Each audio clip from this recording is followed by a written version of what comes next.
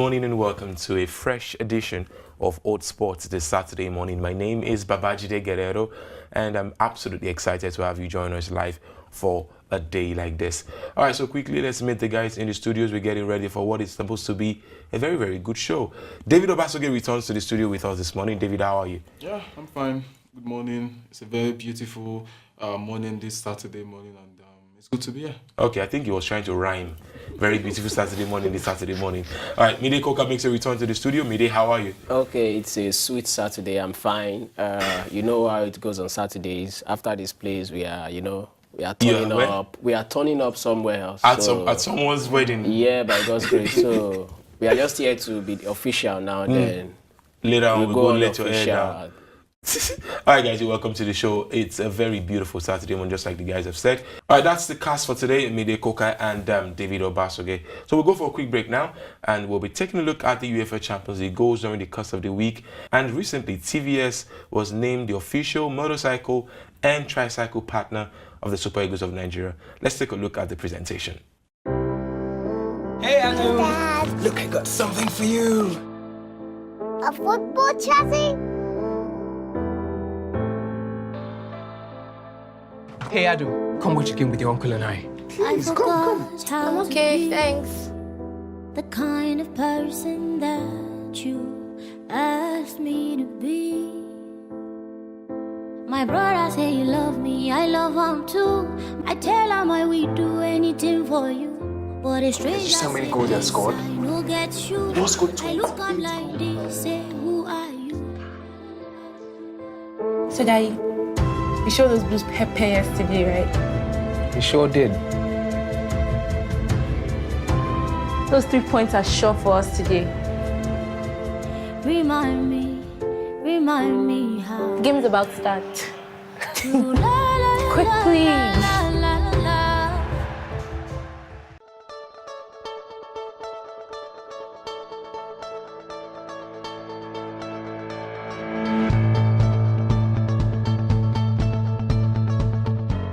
As part of its effort to actively drive engagement and the promotion of Nigerian football at grassroots level, the Nigerian Football Federation earlier in the week signed a 2-year sponsorship agreement with the Simba Group, making TVS the official motorcycle and tricycle partner of the Super Eagles.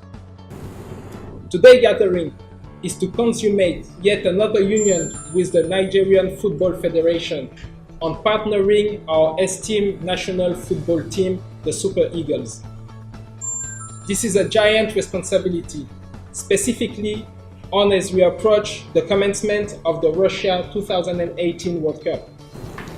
We are convinced that this marriage between Nigerian #1 team and Nigerian's market leader in the tricycle industry is a relationship destined for greatness, as both have the capacity to be winners in their respective area of dominions for a long time. We are confident that the Super Eagle will ride on the crest of this latest support to bring us joy at the World Cup. We thank the NFF for the opportunity to be part of history, and we wish the Super Eagle and the handler good tidings for the Mondial. NFF Second Vice President and LMC Chairman Shehu Diko, representing the NFF President Mr. Amaju Pinnick at the signing ceremony, explained that the 2-year agreement would ideally fit into the frame of the present NFF administration's commitment. Diko also noted that the union was in line with the vision of the present NFF team to bring on board partners from critical sectors whose activity can impact positively on the programs and activities of the federation and those of the various national teams. The new thinking is now we are trying to work with our new friends, see how we can take our football back to the grassroots. The products we are learning here with today are products meant for the masses, products meant for the grassroots.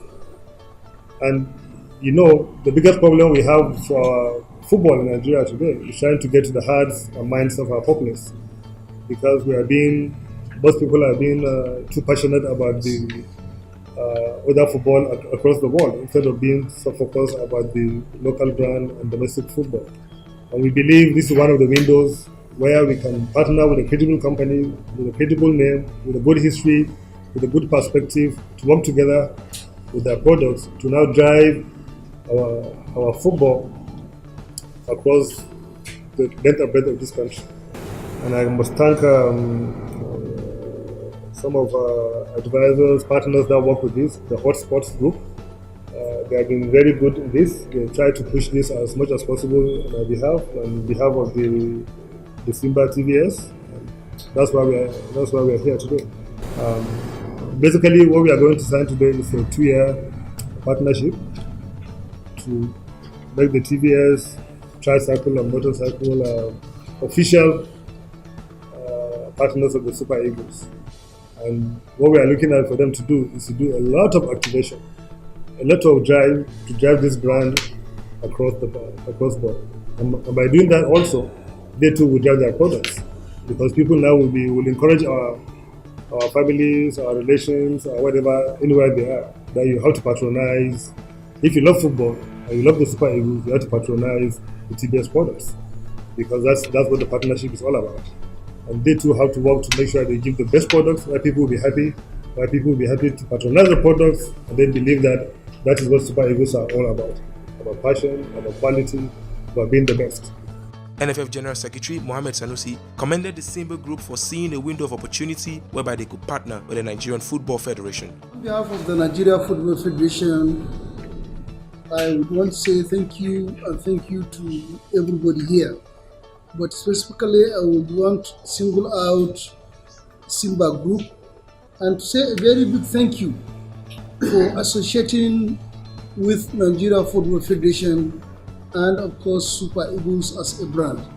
Mr. Elad Sheikh, the marketing manager of the Simba Group, was accompanied by other members of the Simba Group management, including Amit Sheikh, Sandeep Rana, Swarinder Pau Singh, Ravi Kumar, and Afuye Olushola.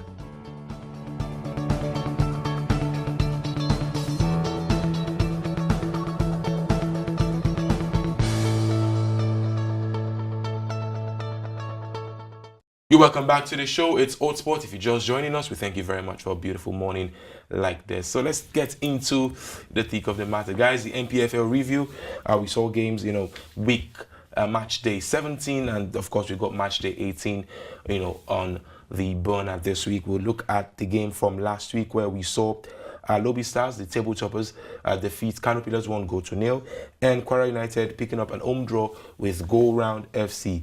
But the drama of the week was seen the next match day where we saw Atland pick a home draw with Plateau United at the Dan Ayam Stadium.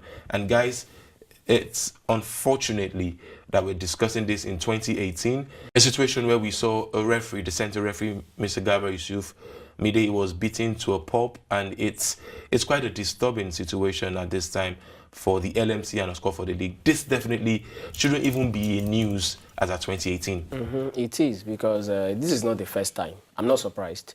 This guy, one of these Lobby Stars cameramen, was involved some years ago, James Boomkeng. He was beaten to pulp at Akure Township Stadium. You understand? This guy also, this former coach of Ayimba, Kadiri Kana, was also a victim one time ago. You understand? Yeah, but you want to give kudos to the LMC as well, because after this they made a swift response, and by giving Atland a ban 3 games, their next 3 home games will be played away from their stadium there, and of course a fine of a couple of amount of naira. Let's talk about this fine, guys. Of course, you can join the conversation on Oldsport TV, and of course oldsport.com. Of course, that's a website, www.oldsporttv.com. That's a website. But guys, let's talk about this. How do you quantify damage by fine? How about we say there should be stiffer penalties? Say there is a point deduction, maybe, or probably an outright ban. Somebody said something some couple of weeks ago that we don't have to have 20 teams in the league. Okay. We see the South African League, we see the Kenyan League. Yeah. They're obviously better league. I mean, they're better structured, and they've got what now? 18 teams. I think 16. Absolutely. Guys, what's your thoughts on this? Well, I think this cannot come into play in the Nigerian professional. I don't even like calling it professional, because there's nothing professional about this league. It's because look at the fact that the privately owned team are just, I think, 3 or 4, MFM, Ifeanyi Uba, and a couple of others. They are all government owned, and you don't want to incur the wrath of government, and they get a whole lot of sponsorship deals and all of that from the government. So I think point deduction should be probably one of the things the LMC should be considering, or also relegation from the league. I mean, those sort of things as stiffer fines and all of that. It's not even the fine that LMC are giving out. It's not something they're going to collect now. I mean, the money, the fines will be after the season when the revenue the clubs get, you remove part of. I mean, this will not stop this lingering issue. We have to do something that the fans will remember, and they will not want to go out there and do all this sort of barbaric acts in the field. Absolutely. I mean, it's never going to be easy. We knew that for a fact, especially with the LMC. They've done quite well in recent years, definitely. But then they need to do more in situations like this. Follow Hotspot on social media. We are at Hotspot NG on Facebook, Twitter, and Instagram. The Champions League, guys. Let's take a look at what happened during the course of the week. Liverpool, Roma, Real Madrid, Bayern Munich. Did you see that coming? 5-2? Liverpool just can't stop scoring, David. Yeah, Liverpool can't stop scoring, and this is like they've scored 5 or more goals against every team they've come across in this season's Champions League. It just shows you how little those attacking trio have been. Mane, Firmino, and of course Salah. They've scored 28 goals amongst themselves. You just want to pity Roma. They did well against Barcelona, but you look at the fact that this Liverpool, look at what they did to Manchester City in the previous round, home and away. A team like Manchester City defeating them home and away. Liverpool has been phenomenal this season, and you just want to give it to them. Bayern Munich, Real Madrid. Real Madrid seem to be that team in the UEFA Champions. They just don't know how to lose, either home or away. Do you see the return there coming up next week, Mide? Do you see this as a challenge? For me, the match between Bayern Munich and Real Madrid, I think Bayern Munich was a little bit unlucky because they created most of the chances in the game, you understand, but they couldn't, they couldn't make it come to pass by scoring a goal. They just scored one goal. Lewandowski was wasteful in front of the goal. And for me, I think Real Madrid, they are the lucky ones. They just, once they get the opportunity to score, they just make sure they put it at the back of the net. Sticking with the Champions League, guys, but sticking with one individual, Mo Salah. Recently winning the PFA Player of the Year. But guys, is it fine to put him in the argument for the Ballon d'Or? Let me start with you, Mide.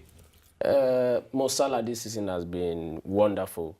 But now saying we can put him, but it's not time yet. He needs to prove himself over and over again. The likes of he's going to be on the list with the likes of Messi and Ronaldo. We've seen what these guys have done over the years. I'm talking of Messi and Ronaldo. So if we are bringing Salah, has just only proved himself this season. He was in Roma. When he was in Roma, we didn't hear anything about him. Now he's in Liverpool and he's doing very well. You understand? So let's see what he's going to do next season. I think Salah has been phenomenal this season, and I feel that the Ballon d'Or, if Liverpool goes on to win the Champions League, he should be one of the contenders. All right, so congratulations to Mo Salah, King Mo, like he's likely called these days, as he won the PFA Player of the Year award. He's been absolutely outstanding. Well, outstanding is far from what FIFA has been in recent years. They've got a very highly documented troubled past. Well, it seems as if the troubles are rearing its head again, as of course, one of FIFA's huge personalities, the FIFA Secretary General, Fatma Samba Samura, is actually in the news for some interesting reasons. Now, Morocco has placed a bid to host the World come 2026, and interestingly as well, guys, 2018 is already for Russia, 22 for Qatar. All right, so there's a news making round that there is an undeclared family link between Fatma Samba Samura and Elhaj Diouf. Interestingly, there's a Diouf name in Fatma Samba Samura. Fatma Samba Samura happened to be the FIFA Secretary General, and Elhaj Diouf, the former Liverpool star, happened to play an ambassadorial role in seeing that Morocco become the country to host the World Cup in 2026. Now, the eye sources are saying in FIFA that Gianni Infantino is maybe allegedly behind all this because it doesn't want, because of the financial advantage or the other countries may have. Guys, it seems as if, let me start with you, Mide, FIFA just can't leave trouble. It's a baseless accusation for me. It's a baseless one because it's profit-based. Infantino is trying to, according to what I read, is trying to give it to the North Americans just because of the profit involved. You understand? So bearing the same name, according to what the woman said, Fatma said, she said, we all know where LRG, everybody knows where LRG comes from in Senegal, because they are both from Senegal. That we are both from the same country doesn't mean we are from the same family. Because we bear the same name doesn't mean we are related. You understand? So for me, it's just a business acquisition from Infantino. All right. So, well, we've not confirmed entirely, if at all, it's from Gianni Infantino. I mean, there's a source in FIFA who says that even Fatma Yusuf has come out, Fatma Samura, beg your pardon, has come out to say that she knows who is behind all this news. Follow Hotspot on social media.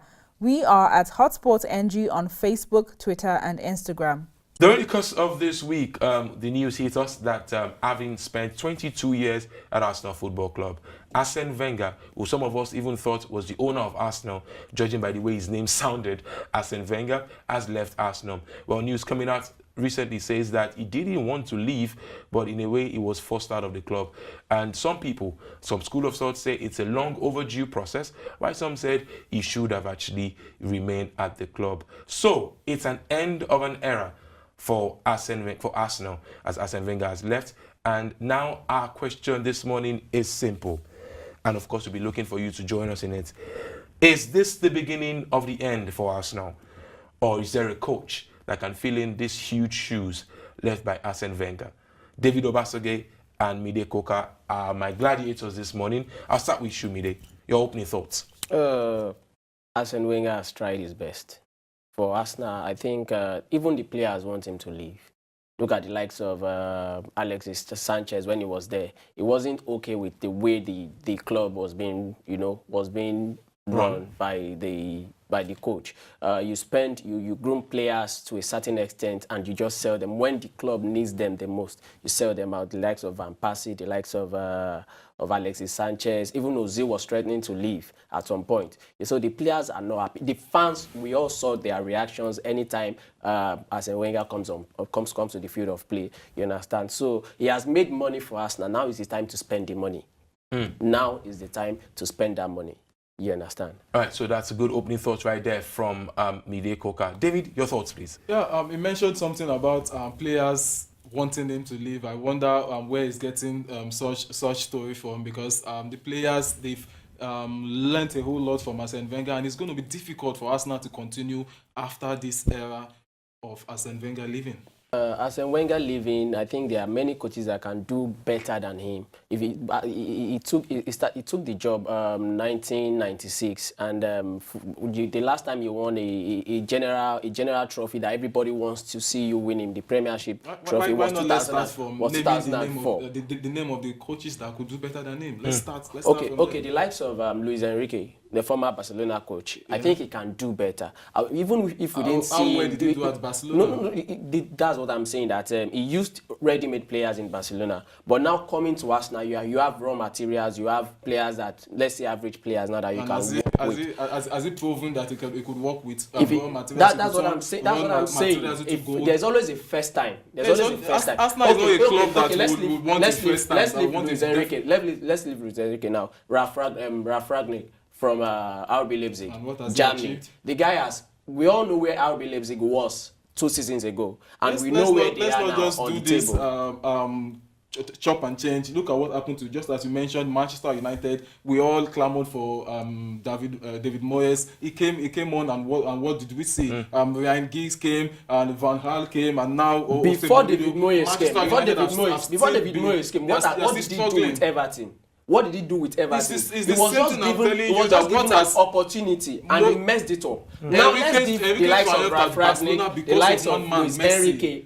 Let's give the likes of Ralf Rangnick, the likes of Luis Enrique. Let's give them a chance, and let's see what Mourinho did get it. Mourinho didn't just go to Premiership. Mourinho didn't just go to Inter Milan. Mourinho started with Porto, and we saw what Mourinho did with Porto. Mourinho is a pragmatic manager. He's a pragmatic manager, and there's no manager. What makes you think Ralf Rangnick? What has he done with light speed? What has he done with before Mourinho came to Porto? What has he done? He achieved with Porto. He won the Champions League. You don't get before he came to Porto. Before he came to Porto. he came to Porto. What did he achieve? He hasn't achieved. It was when he came to Porto that we all saw him. Yes. Now let's Porto is not Arsenal. Porto is not Arsenal. Porto have got the players then. Even till now, Manchester United are still struggling. Yeah, Jose Mourinho has brought in a bit of stability, but they are still struggling. They've not been able to do well in the Champions League, and I fear the same thing might happen to Arsenal if a manager that is when Arsene Wenger was there. What was the difference? What was the difference in UEFA Champions League? He is one of the when was the last time he won a big trophy that all fans were looking up to? When was the last time? 2004. What are you saying? So you're saying this change is long overdue? Even if another coach is coming, there is no coach that could come and feel all the fans want all they want now is a change. Just as we clamored, all the fans want at in 2011 is a change. Until now, a lot of people are still going to bring back. Don't let us say there will be problems and they won't try anymore. They won't see when there's a. Let us see what will happen. Let us bring in a new hand. Let us bring in a new hand first. So guys, I think the conversation will definitely go beyond the room right now, because the guys are getting very, very agitated, and I like this feeling. So the question is it all doom and gloom for Arsenal, or will they, just make a seamless transition from the Wenger era to a new era? We know for a fact that the board must have also had a lot to think about and possibly picked their own replacement already. But it's going to be a huge conversation, and see how well they navigate this very, very thorough process. All right, remember that you can join this conversation at HotspotNG on our social media platforms. It's on your screen, and do well to probably check out our website and keep up to date with the news and happenings in the world of sports at www.hotspottv.com. Follow Hotspot on social media. We are at HotspotNG on Facebook, Twitter, and Instagram.